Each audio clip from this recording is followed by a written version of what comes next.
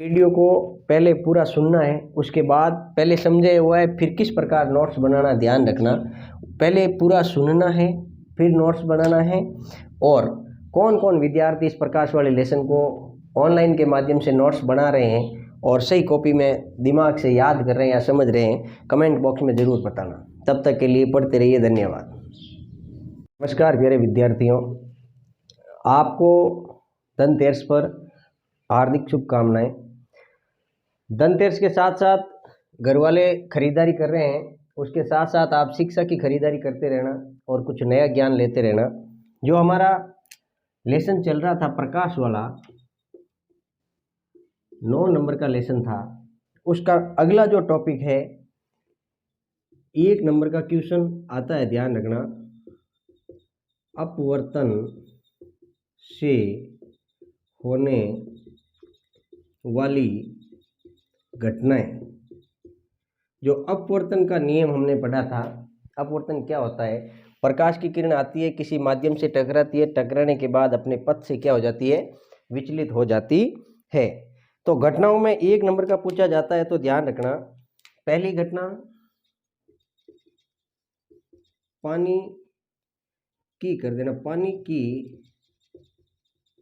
गिलास में रखी पेंसिल का मुड़ा हुआ दिखाई देना। अगर पानी की कोई गिलास है, इसके अंदर हम पेंसिल को डालेंगे तो इसका ऊपर वाला भाग, जो आंतरिक भाग है, ये हमें ऊपर उठा हुआ दिखाई देता है। तो ये किसके कारण होता है? अपवर्तन के कारण होता है। दूसरा, पानी की गिलास में रखा सिक्का ऊपर उठा हुआ दिखाई देता है। पानी की गिलास है, पानी की गिलास में कोई पानी के अंदर सिक्का डाल दिया तो ये सिक्का अपनी निश्चित स्थान से ऊपर उठा हुआ दिखाई देता है। ये किसके कारण दिखाई देता है? अपवर्तन के कारण दिखाई देता है। तो 2 घटनाएं ध्यान रखना। पानी की गिलास में रखी पेंसिल का मुड़ा हुआ दिखाई देना, हेडिंग डाल देना, अपवर्तन से होने वाली घटनाएं नंबर 1। नंबर 2, पानी की गिलास में रखा सिक्का ऊपर उठा हुआ दिखाई देना। नंबर 3 आपके आता है सूर्योदय एवं सूर्यास्त के पहले सूर्य का दिखाई देना। ये घटना भी अपवर्तन से संबंधित है। जब सूर्य उदय होता है और सूर्य अस्त होता है, सूर्य उदय से कुछ सेकंड यानी कुछ मिनट पहले और सूर्यास्त के कुछ मिनट बाद में हमें सूर्य दिखाई देता है। ये क्या कहते हैं? अपवर्तन के कारण होने वाली घटनाएं है। नंबर 4 आती है आपकी पूर्ण आंतरिक परावर्तन। पूर्ण आंतरिक परावर्तन। और नंबर 5वीं है, ये है आपकी वर्ण विक्षेपण। वर्ण विक्षेपण। ये दोनों घटनाएं डिटेल से पढ़ेंगे, इंपॉर्टेंट है, ध्यान रखना। अपवर्तन में भी क्या होता है? परावर्तन शब्द आया, कंफ्यूज होने की आवश्यकता नहीं है। अपवर्तन में भी क्या आया था? परावर्तन आया है। पूर्ण आंतरिक परावर्तन और वर्ण विक्षेपण क्या होता है, ये हम डिटेल से पढ़ेंगे। तो 5 घटनाएं ध्यान रखना जो किसके कारण होती है? अपवर्तन के कारण होती है। इन घटनाओं से पहले एक छोटा सा पॉइंट है, अपवर्तन के नियम। अपवर्तन के भी परावर्तन की तरह 2 नियम थे। कितने नियम थे? 2 नियम थे। इस दूसरे नियम को स्नेल का अपवर्तन नियम कहा जाता है। स्नेल का अपवर्तन नियम कहा जाता है, ध्यान रखना। अपवर्तन का जो दूसरा नियम है, पहला नियम क्या है? आपतन कोण आई की ज्या एवं,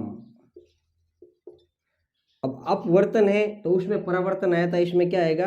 अपवर्तन। अपवर्तन कोण आर की ज्या, यानी इनका मान हमेशा स्थिर रहता है, हमेशा स्थिर रहता है। ये शब्द काम में लेना, साइंस से रिलेटेड है। आपतन कोण आई, ये ध्यान रखना, प्रकाश की किरण आई यानी आपतित किरण दूसरे माध्यम में किसी पथ से माध्यम से टकराकर अपने पथ से विचलित हो गई, अभिलंब खींचा, ये कोण आई हो गया, ये कोण आर हो गया। ये कोण आपतित थी तो ये हो गई आपकी अपवर्तित। क्या हो गई? अपवर्तित। तो इन दोनों का जो मान होता है वो हमेशा ये कह रहा है कि भाई क्या होता है? स्थिर होता है। आपतन कोण आई की ज्या एवं अपवर्तन कोण आर की ज्या हमेशा क्या रहती है? स्थिर रहती है। नंबर 2 आता है स्नेल का दूसरा नियम। ये माध्यम मान लीजिए फर्स्ट है और ये माध्यम मान लीजिए सेकंड है। इसको आप सेकंड मान लो या इसको आप फर्स्ट मान लो। दो माध्यम हैं, प्रकाश की किरण आती है और आने के बाद टकराती है, टकराने के बाद अपने पथ से क्या हो जाती है? विचलित हो जाती। स्नेल का जो अपवर्तन का नियम है दूसरा, ये क्या कहता है? माध्यम दो के सापेक्ष, माध्यम दो के सापेक्ष माध्यम एक को अपवर्तनांक, इसको इस प्रकार म्यू लिखा जाता है, ध्यान रखना, कहते हैं। माध्यम एक या दो या एक कुछ भी मान लें, तो माध्यम एक में प्रकाश की किरण आती है, टकराती है, टकराने के बाद अपने पथ से विचलित हो जाती है। इसमें प्रकाश का वेग कितना था? इसमें प्रकाश का वेग कितना है? ये क्या कहलाता है? अपवर्तनांक कहलाता है। और अपवर्तनांक को इस प्रकार लिखा जाता है। तो अपवर्तन का पहला नियम, हेडिंग डाल देना अपवर्तन के नियम। पहला नियम लिखना, साइन आई की ज्या साइन आर की ज्या हमेशा स्थिर रहती है। नीचे ये लिख देना साइन आई बट्टा साइन आर बराबर नियतांक। नियतांक की जगह अपवर्तनांक आ गया। इसको अपवर्तन का जो दूसरा नियम है इसको स्नेल का नियम कहते हैं। साइन आई बट्टा साइन आर बराबर म्यू टू 1। माध्यम दो के सापेक्ष माध्यम एक का जो अनुपात होता है उसको अपवर्तनांक कहते हैं। म्यू किसके लिए उपयोग हुआ? नियतांक की जगह हुआ है और अपवर्तनांक कहा जाता है। अब जो अपवर्तन की घटनाएं थी उन घटनाओं में चौथी बताता हूं मैं आपको डिटेल से, पूछा गया बोर्ड के अंदर। पूर्ण आंतरिक परावर्तन, एक नंबर का क्वेश्चन आ जाए, पूर्ण आंतरिक परावर्तन घटना किसके आधार पर होती है, यानी किसके कारण होती है, तो हम क्या कहेंगे? अपवर्तन के कारण होती है। डायग्राम कैसे बनाना है? ये माध्यम ऊपर वाला एक मान लिया, माध्यम दो मान लिया। माध्यम एक में मान लीजिए पानी भर दिया और दो के अंदर कोई अलग किसी प्रकार का पदार्थ भर दिया। प्रकाश की किरण एक एक, मैंने सबसे पहले समझने के लिए ध्यान रखना लाइनें खींच दी। सिंपल भाषा के अंदर आपको लिखने का तरीका बताएंगे। अब ये कह रहा है जब कोई प्रकाश की किरण माध्यम दो जिसको अपवर्तनांक कहा था, ये यहाँ पर आपतित किरण होगी, ध्यान रखना क्या होगी? आपतित किरण। जब कोई प्रकाश की किरण आती है किसी माध्यम से टकराती है, टकराने के बाद अभिलंब से दूर हट जाती है, यानी थोड़ा सा इसको तिरछा कर देना, अभिलंब से दूर हट जाती है। ये मुड़ गई, ये कोण आई हो गया, ये कोण आर हो गया। ये आपका अभिलंब है, ये अपवर्तित किरण है और ये आपकी आपतित किरण है। ये आपतन कोण है, ये अपवर्तन कोण है। अब ये कह रहा है यदि आपतित किरण यानी जो आपतन कोण है, इस आपतन कोण के मान को बढ़ा दिया जाए। अब आपतन कोण का मान मैंने इतना कर दिया। अब यहां पर कोण आई है, इसको क्रांतिक कोण कहते हैं। क्या कहते हैं? क्रांतिक कोण। क्रांति कोण किसे कहा जाता है? आपतन कोण, अपवर्तन के अंदर आपतन कोण का मान अगर बढ़ा दिया जाए तो उसको हम क्या कहते हैं? क्रांति कोण कहते हैं। अगर इसको बढ़ा दिया तो ये प्रकाश की जो अपवर्तित किरण है ये भी अभिलंब से और दूर मुड़ जाएगी और इसके समानांतर चलेगी, माध्यम के समानांतर चलती है। और यहाँ पर जो अपवर्तन कोण का मान होता है वो कितने डिग्री होता है? 90 डिग्री होता है। कितने डिग्री होता है? 90 डिग्री। तो अपवर्तन कोण का मान 90 डिग्री कब होगा? अगर आपतन कोण यानी क्रांति कोण का मान बढ़ा दिया जाए तो वहां पर अपवर्तन कोण का मान कितना होगा? 90 डिग्री। क्रांति कोण को अगर और बढ़ा दिया जाए यानी कोण आई, तो पहले प्रकाश की किरण अपवर्तित हुई थी, अभिलंब से थोड़ी दूर मुड़ गई थी, फिर थोड़ी और ज्यादा दूर मुड़ गई थी, इसके पथ के समानांतर चली थी। अब इस पथ से कुछ और मुड़ गई, यहां पर कोण हो गया आपका आर। तो यहां पर ये किरण आपकी आपतित किरण है और ये किरण कौन सी हो गई? परावर्तित। इंपॉर्टेंट है, ध्यान रखना। परावर्तित क्यों हुई? अगर केवल इतनी सी बात करें, ये माध्यम 1 था, ये 2 था, अगर प्रकाश की किरण आती है, टकराती, टकराने के बाद पुनः उसी माध्यम में लौट जाती है जिसको परावर्तन का नियम कहा था, तो ये घटना पूर्ण आंतरिक परावर्तन कहलाती है। ये 3 प्रकार का डायग्राम बना इस चित्र के अंदर, ध्यान रखना। पहले प्रकाश की किरण आई, टकराई और अभिलंब से थोड़ा दूर मुड़ गई। आई आपतित किरण को थोड़ा और हमने बढ़ा दिया यानी आपतन कोण को बढ़ाया, जिसको क्रांति कोण कहते हैं। क्रांति कोण का मान बढ़ाने पर अपवर्तित कोण का मान कितना हो गया? 90 डिग्री। फिर आपतित किरण यानी क्रांति कोण का मान थोड़ा और बढ़ाया तो जो ये अपवर्तित किरण थी ये अपने उसी माध्यम के अंदर वापस लौट गई, जिसको हमने क्या कह दिया? परावर्तित किरण कह दिया। ये पूर्ण आंतरिक परावर्तन की घटना होती है। अब वो समझाने के लिए बताया था, ये आपको डायग्राम बनाना है, ध्यान रखना। लाइन खींचना एक सीधी, एक ऊपर वाला माध्यम अलग है, हवा है विरल माध्यम जिसको कहा गया है, पानी है नीचे वाला माध्यम जिसको सघन माध्यम कहा गया है। आपतित किरण आती है, टकराने के बाद अभिलंब से थोड़ा दूर मुड़ जाती है, अपवर्तन कोण हो गया, अपवर्तित किरण हो गई, और ये कोण हो गया आपतन कोण।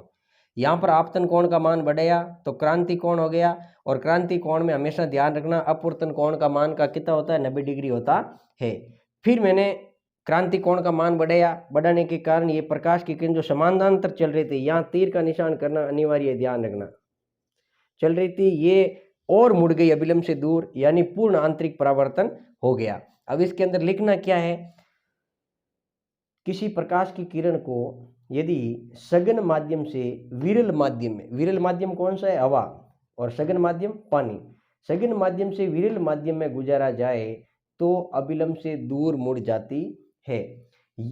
तथा यदि आपतन कोण का मान बढ़ा दिया जाए तो उसे हम क्रांति कोण कहते हैं, और क्रांति कोण का मान बढ़ाने पर अपवर्तन कोण का मान कितने डिग्री हो जाता है? 90 डिग्री हो जाता है। इस क्रांति कोण का मान अगर थोड़ा और बढ़ा दिया जाए तो ये जो प्रकाश की अपवर्तित किरण समानांतर चल रही थी ये पुनः उसी माध्यम में लौट जाती है, जिसको हम पूर्ण आंतरिक परावर्तन कहते हैं। 5वीं जो अपवर्तन से होने वाली घटना है आपकी, वो है वर्ण विक्षेपण। वर्ण विक्षेपण में क्या होता है? कांच की एक त्रिभुजाकार आकृति लेते हैं जिसको प्रिज्म कहते हैं। क्या कहते हैं?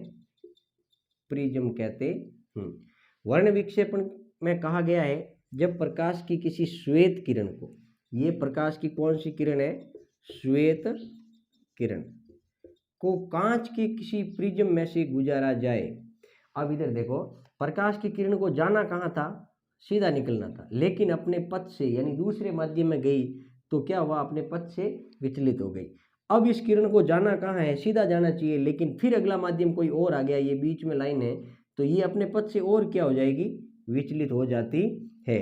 यानी प्रकाश की श्वेत किरण को कांच के प्रिज्म में से गुजारा जाए तो यह 7 रंगों में विभक्त हो जाती है। इस प्रकार आपको 7 डैश डैश लाइनें खींचनी है, 1 2 3 4 5 6 और 1 मैंने खींच दिए। और वो 7 रंग कौन से होते हैं? इसको कहा जाता है विबज्योर। विबज्योर क्या कहा जाता है? विबज्योर। वॉयलेट, इंडिगो, बैंगनी, ग्रीन, येलो, ऑरेंज, रेड। अब ये 7 रंग यही दर्शाते हैं जो आपने कभी देखा होगा इंद्रधनुष। वर्ण विक्षेपण का सबसे अच्छा उदाहरण इंद्रधनुष किसके कारण होता है? अपवर्तन के कारण होता है। VIBGYOR, विबज्योर। अब इसमें ये ध्यान रखना, इस विबज्योर के अंदर पूछा हुआ है सबसे अधिक जो रंग है वो झुकता कौन सा है? वॉयलेट, बैंगनी। और रेड जो लाल कलर है उसका झुकाव हमेशा क्या होता है? अपने माध्यम की ओर कम होता है। जो वर्ण विक्षेपण की घटना पड़ी थी उसमें ध्यान रखना, जो बैंगनी रंग आया था एक विबज्योर वाला नीचे वाला, और एक ऊपर वाला जो रंग आया था वो था आपका लाल। बैंगनी रंग, और ये इंपॉर्टेंट है, ध्यान रखना, 1 नंबर का क्वेश्चन अक्सर पूछा जाता है। बैंगनी रंग का अपवर्तनांक हमेशा क्या होता है? सर्वाधिक होता है। अपवर्तनांक सर्वाधिक किसका होता है? बैंगनी रंग का। और लाल रंग का अपवर्तनांक क्या होता है? सबसे कम होता है। अब अपवर्तनांक जिसको म्यू लिखते हैं किस पर निर्भर करता है? माध्यम की प्रकृति कैसी है, घनत्व कैसा है और प्रकाश का रंग कैसा है। अब अपवर्तनांक 5-7 पदार्थों के अपवर्तनांक दिए हुए हैं, वो आपको क्या करना है? याद करना है। और इम्पोर्टेंट है, वो मैं अभी बताता हूँ, वो आपको याद करना है और कॉपी के अंदर नोट करना है। ये भी नोट कर लेना, अपवर्तनांक की निर्भरता माध्यम की प्रकृति पर, घनत्व पर, प्रकाश के रंग पर, और बैंगनी रंग का अपवर्तनांक सर्वाधिक होता है, लाल रंग का अपवर्तनांक सबसे कम होता है। 10 पदार्थों का अपवर्तनांक आपको याद करना है। निर्वात, जिसमें मैंने बताया था प्रकाश का वेग सर्वाधिक होता है, कितना होता है? 3 × 10⁸ मीटर प्रति सेकेंड। जहाँ पर हवा नहीं हो उसको क्या कहते हैं? निर्वात कहते हैं। निर्वात का अपवर्तनांक 1 होता है। वायु का अपवर्तनांक 1.0003 होता है।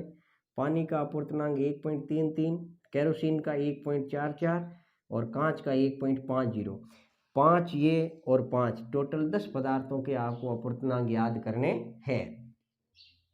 छठा पदार्थ है ग्लिसरीन 1.47, तारपीन 1.47, CO2 1.64 और हीरा जो बोर्ड के अंदर पूछा हुआ है, हीरे का अपवर्तनांक कितना होता है? 2.4 होता है। कुल 9 है। 9 पदार्थों के अपवर्तनांक आप याद कर लेना।